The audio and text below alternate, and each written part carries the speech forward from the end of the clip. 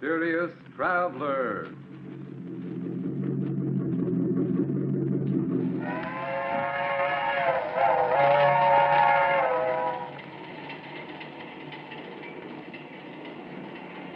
This is the Mysterious Traveler, inviting you to join him on another journey into the realm of the strange and terrifying. I hope you will enjoy the trip, that it will thrill you a little and chill you a little. So settle back, get a good grip on your nerves. I hope it's not making you nervous, being alone with me here in the dark. Darkness stirs strange terrors in some minds, particularly those of children. For children live in a world of their own, a world far removed from that of adults. Who among us knows the psychology of the child mind, with its devious thoughts and actions, as in the tale of The Good Die Young.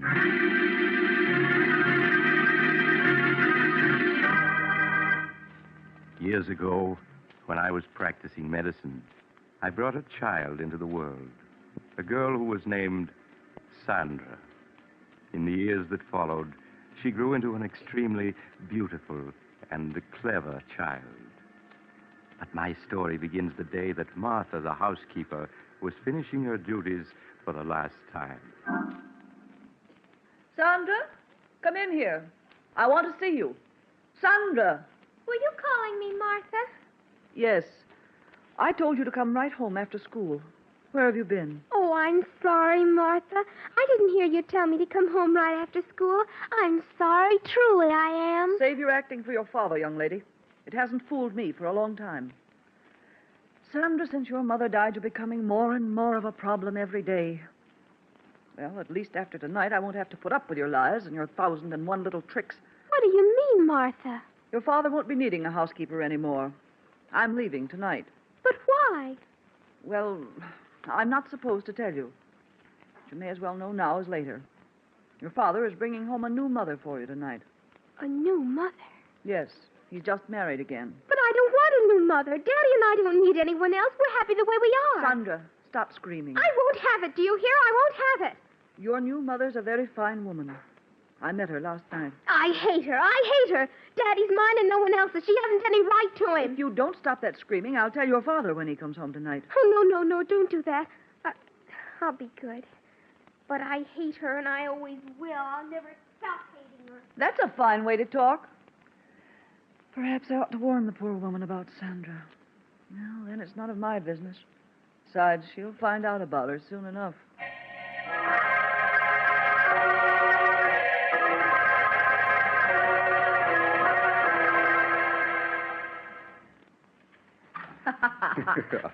Stephen, it's ridiculous you're carrying me across the threshold. All right, darling. It's tradition in my family to carry the bride over the threshold. There you are. Oh, Stephen, what a lovely house. Mm-hmm. Oh, you haven't seen the best part of it yet. Sandra. Do you think she'll like me, Stephen? I do so want her to. Of course she will. Perhaps you should have told her about us, instead of breaking it to her so unexpectedly like Oh, this. nonsense, Helen. I know my daughter. She's a wonderful child. And she'll fall madly in love with you at the first sight, just as her father did. Sandra, where are you? Daddy. Daddy, you're home early. Oh, I'm so glad. How are you, darling? Oh, Daddy. I have a surprise for you. A surprise? Mm-hmm. Sandra, this is Helen. Helen, I want you to meet my daughter, Sandra. Hello, Sandra. Hello. Darling, the surprise I just mentioned is Helen. We were married this afternoon. That means that Helen is now your mother. Oh, Daddy, that's wonderful. Now I'll have a mother just like all the other girls do. Oh, I'm so glad. So am I, Sandra. And I'm sure we're all going to be very happy together. Of course we are.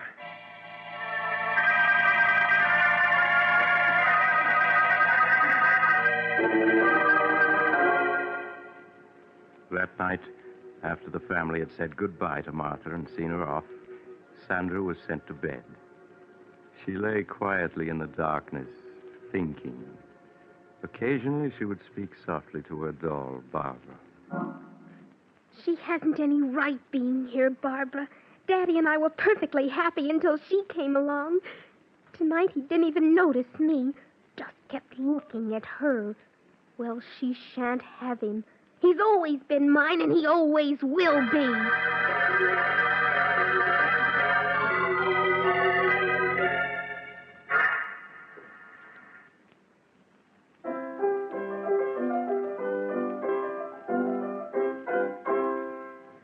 There, that's enough of that. Now let me see.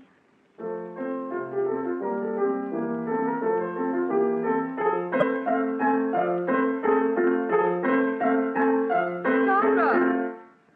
This is the second time this afternoon I've asked you not to pound the keys that way. That's no way to play. I'm sorry, Mother. It's not only the piano, dear.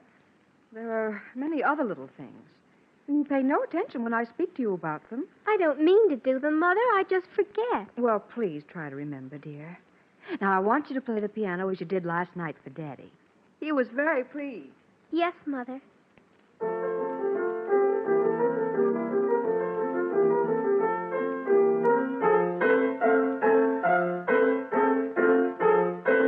Sandra! Yes, Mother? Sandra, I thought I asked you to stop pounding the piano like that. But, Mother, I was just composing a new piece for Daddy. Well, that wasn't music, Sandra, but just noise. That'll be enough for today.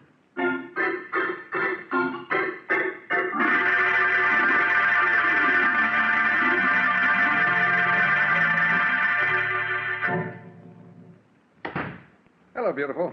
How are you, darling? Well, I wasn't Sandra at the door to meet me. She's all right, isn't she? Oh, of course, dear. Stephen. Hmm? I was a bit angry with Sandra this afternoon. Angry with Sandra. Why? What'd she do? Well, several times this afternoon I had to speak to her about pounding the piano, being loud and discordant. Well, that isn't like Sandra. You know how well she plays. Yes, of course. That wasn't the way she played today. Well, I'll go up and see her. All right. Supper will be ready soon. All right, Ellen.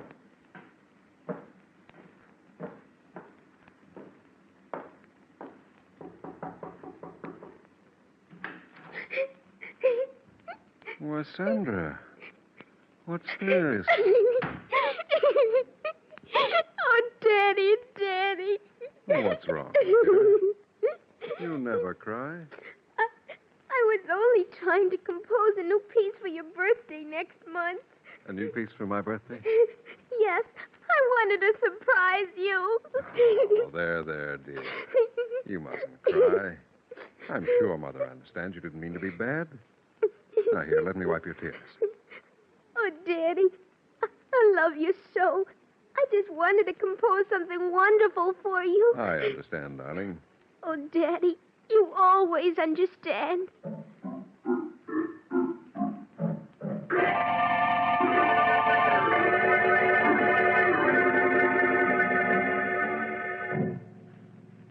Is supper ready, dear? Mm-hmm.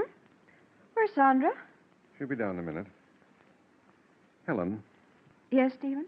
she really didn't mean to pound on the piano and get on your nerves. It's just she was trying to compose a new piece for me. But, Stephen, it wasn't music. It was just noise. Well, you mustn't be harsh with her. You know what children are like. In their enthusiasm, they forget what they're told. But, Stephen, I don't know exactly what to say. It's just a question of being patient with her, winning her love. All right, Stephen. Perhaps I was a bit impatient with her. You know I want nothing more than for the three of us to be happy together. I know that, darling. And the three of us will be happy together.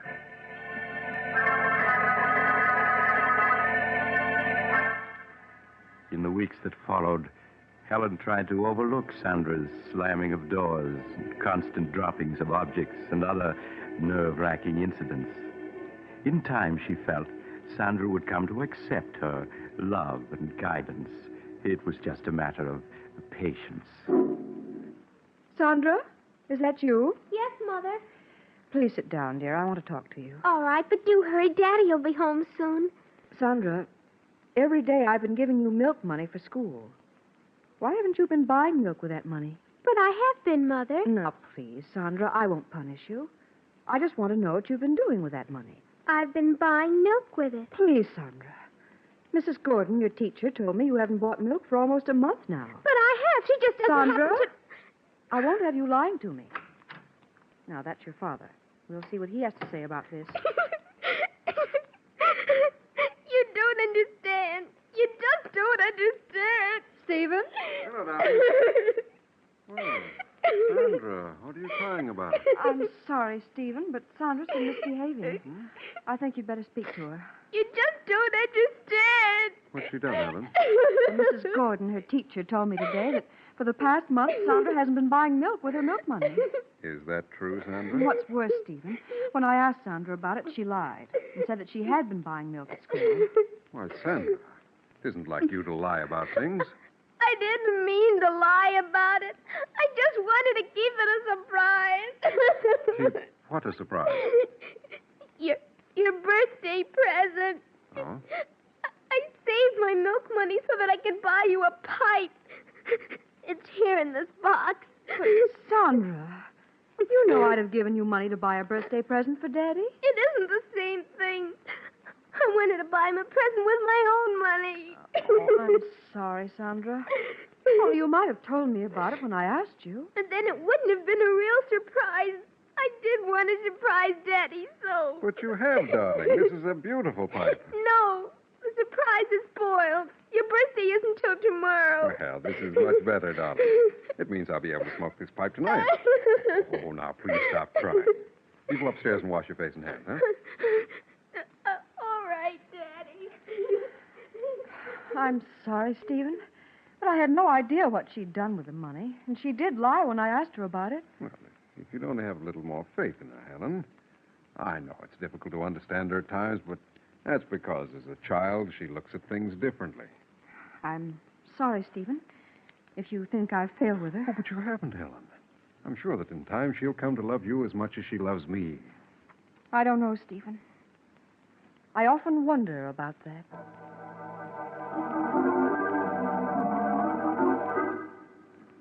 As the weeks went by, Helen found herself coming no closer to winning Sandra's confidence. It wasn't that Sandra was unfriendly, but there was an air of reserve about her, which vanished only in her father's presence. Helen felt Stephen watching her anxiously when Sandra was about, and sought to reassure him. Her one thought was to preserve their happiness. Hello, Helen. Hello, dear. Oh, what happened to that vase, dear? Sandra broke it. Oh? Well, accidents will happen. Stephen, this is the fourth piece she's broken in 2 weeks. And each of them were pieces I've treasured, had for years. Why, Helen, you sound as though Sandra had deliberately broken those vases because they were yours. Well, why is it that only my things are broken? Oh, Helen, surely you don't believe she's deliberately breaking your things. I don't know what to believe. The first few times I thought it was an accident, but now... But, Helen, Oh, please, Stephen, let's not quarrel.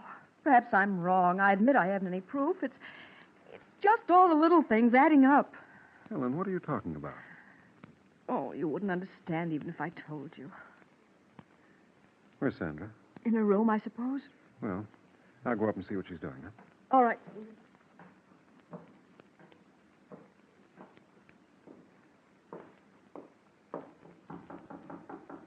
Sandra, it's Daddy. Are you in your room? Huh, it's funny. She isn't here. Hello, what's this? A note addressed to me. Dear Daddy, I'm sorry about the broken vase. Tried my best to be a good girl, but everything I do seems wrong. I make Mother very unhappy, so I'm running away. I love you very much and always will. Your daughter, Sandra.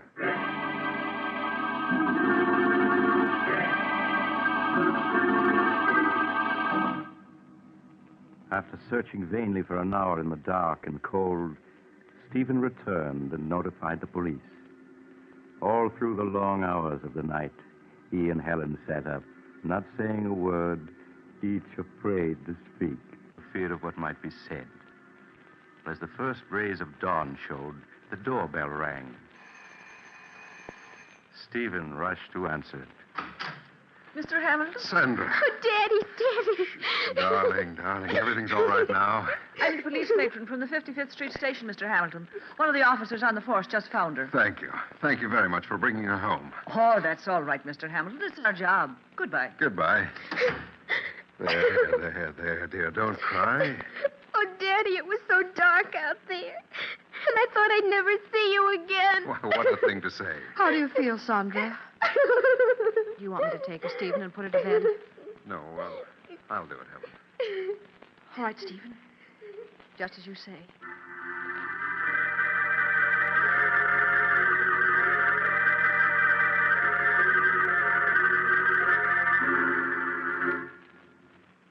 Is she all right, Stephen? Mm-hmm. She just fell asleep. I hope her being out all night won't have any after effects. Stephen, you feel I'm to blame for her running away, don't you? Of course not, Helen. It's just that, well, you don't seem to understand her. But, Stephen, I've tried so hard. Oh, it's no use. She doesn't want me here, never has. Helen, how can you talk like that? Why, she was delighted the day I brought you here as my wife. Yes, I thought she was in the beginning. But now I know she was just pretending. Pretending? Yes, Stephen. From the first moment she saw me, she resented me. She feels I've come between you, taken her place in your affection. Oh, Helen, how can you say such a It's thing? true, I tell you. She sees me as a rival for your love. You're just imagining all this. I'm not, I tell you. Oh, it's no use, Stephen. We can't go on this way. What do you mean? Don't you see? We aren't happy anymore. Instead of things improving, they get worse. Perhaps it would be best if we were to separate. Helen, I won't hear of it. I love you, darling.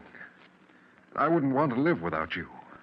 Whatever misunderstandings we may have about Sandra, I'm sure we can straighten them out. I don't know, Stephen. If you love me, Helen, you won't give up so easily. Please, say you won't leave. All right, Stephen. I won't leave. Perhaps we will be able to work this out. I hope so.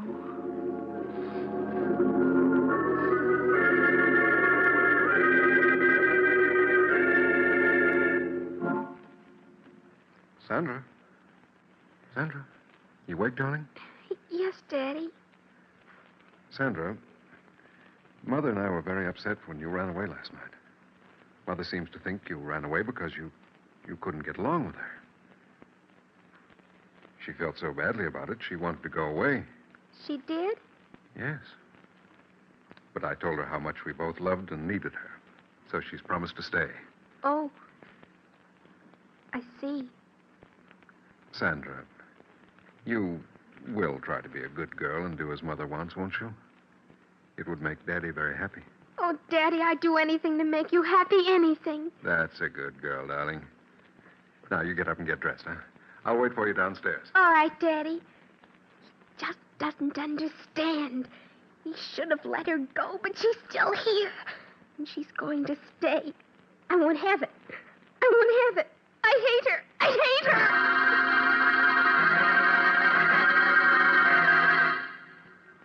her. A week passed. A week in which Sandra's behavior pleased Helen no end. At last it seemed they were going to be the happy family she had always dreamed they would be. Helen, Yes, dear? will you bring my coat with you when you come downstairs? Sandra and I are going for a walk. All right, Stephen. I'll get it and be right down. Daddy, can we walk down to the river? Oh, we won't have enough time for that, Sandra. Stephen, I have your coat, but I can't find your scarf. Oh, the scarf's down here, Helen. Just bring the coat. Oh, all right. Stephen, I hope... Helen! Helen, are you all right? Helen, speak to me. Daddy, is she dead? No, Sandra, don't talk like that. Quick, phone Dr. Smith at once.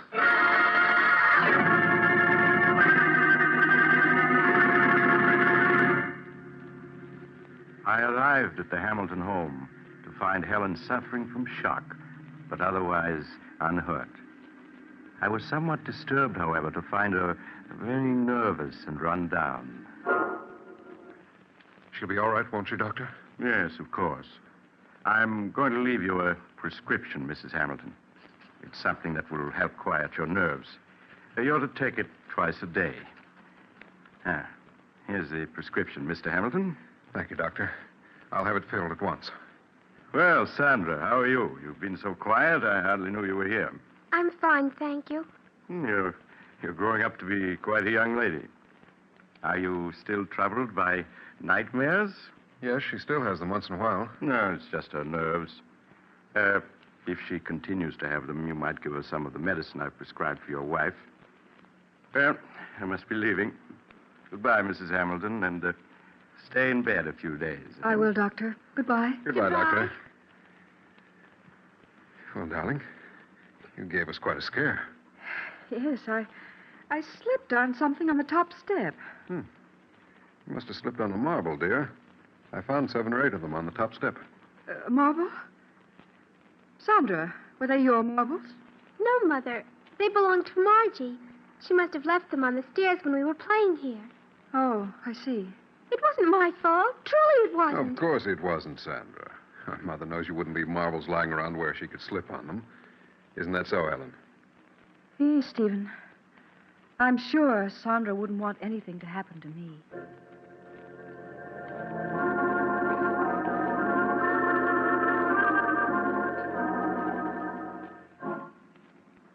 Sandra, will you come into Mother's room a moment, please? Yes, Mother. The medicine that Dr. Smith prescribed for me is in the bathroom. Will you get it for me, please? All right, Mother. You'll find it in the medicine chest. It's in a blue bottle. Yes, I know what it looks like. Oh, here it is. That's fine, Sandra. Just bring it to me. Here you are, Mother. Thank you, dear. Oh, Sandra, this isn't the medicine that Dr. Smith prescribed for me. Didn't you read the label? This bottle has poison in it. Poison? Why, yes. It's right here in red letters on the label. Oh, I'm sorry, but this bottle is blue, too. It looks just like the one with your medicine. Yes, it does at that. Now, I'll put this bottle of poison back and get me my medicine. Yes, Mother. I'll have to get rid of that poison.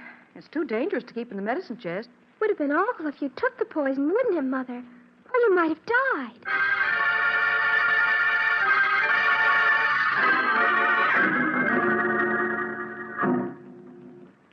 No, go away. I hate you. Oh, I hate you. He's mine. You shan't have him. He's mine. We don't want Darling, you. We darling, don't want wake you. up, wake up, wake up. You're having a nightmare. Oh, Daddy. Daddy. Don't leave me. Don't leave me. Well, of course I won't, Sandra. Stephen, she's so frightened. Yes, these nightmares leave her nervous for hours. Darling, there's nothing to cry about now. Oh, Daddy, I was so frightened. Come here a moment, will you, please? All right, Ellen. Oh, Daddy, don't leave me. No, no, Sandra. I'm not going to leave you. I'm just going to see what Mother wants. What is it, Ellen? Stephen, Dr. Smith said that if she had a nightmare, some of the medicine he prescribed for me would help her.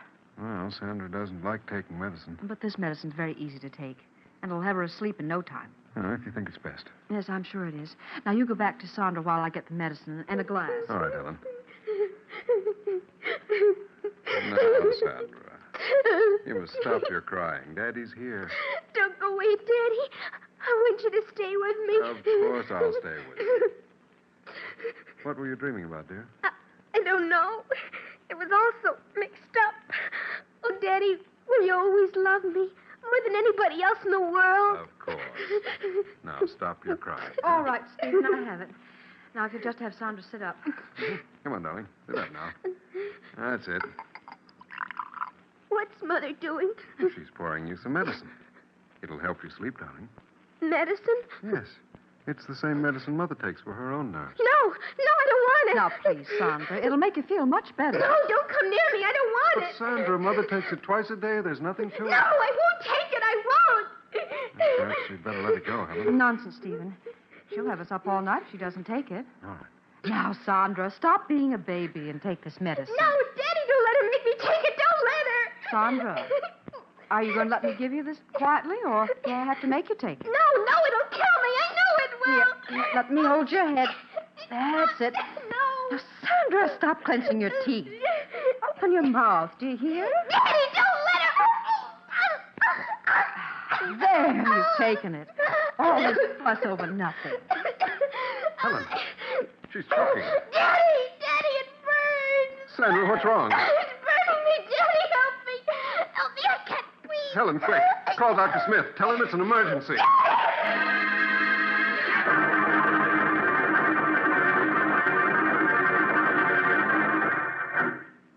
Stephen, here's Dr. Smith? Let me see her.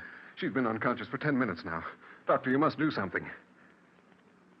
I'm afraid it's too late, Mr. Hamilton. She's dead. Oh, no. No, she can't be. I'm sorry. How can she be? We only gave her the medicine you prescribed for Helen. Yes, here it is. Let me see it. But this medicine wouldn't kill her. It's only a nerve tonic. You can see. Doctor, what is it? Why, this is the bottle, all right. But the medicine in it isn't the medicine I But prescribed. it is. I took some of it last night. I assure you, this isn't the medicine I prescribed. Then what is in that bottle? It smells like carbolic acid. Carbolic acid. But that's impossible. Look at the label. You can see it's my medicine. Yes, the label's right, but someone poured out the medicine I prescribed and replaced it with carbolic acid. Oh, no. But why? Why should anyone want to do such a thing? Who could possibly want to kill Sandra? Everyone loved her. Ask Helen. She'll tell you that Sandra... Stephen, why are you looking at me like that? Surely you don't believe I poisoned her. Stephen. No. No!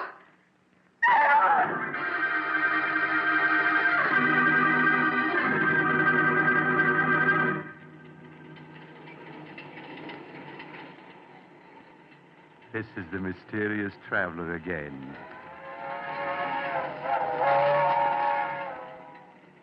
Have you enjoyed our little trip? By the way, do you have a child in your home? If so, I do trust it isn't angry with you.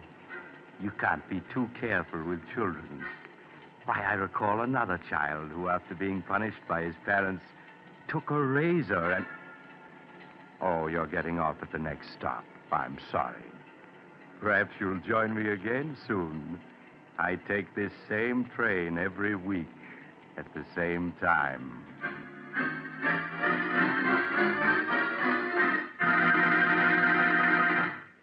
You've just heard Chapter 13 of The Mysterious Traveler, a series of dramas of the strange and unusual brought to you each week by station WOR.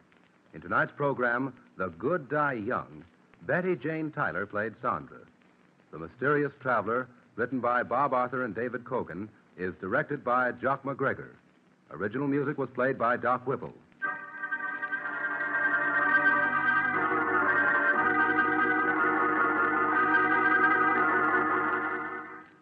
Listen next week to a tale titled Design for Death. Another Tale of the Mysterious Traveler.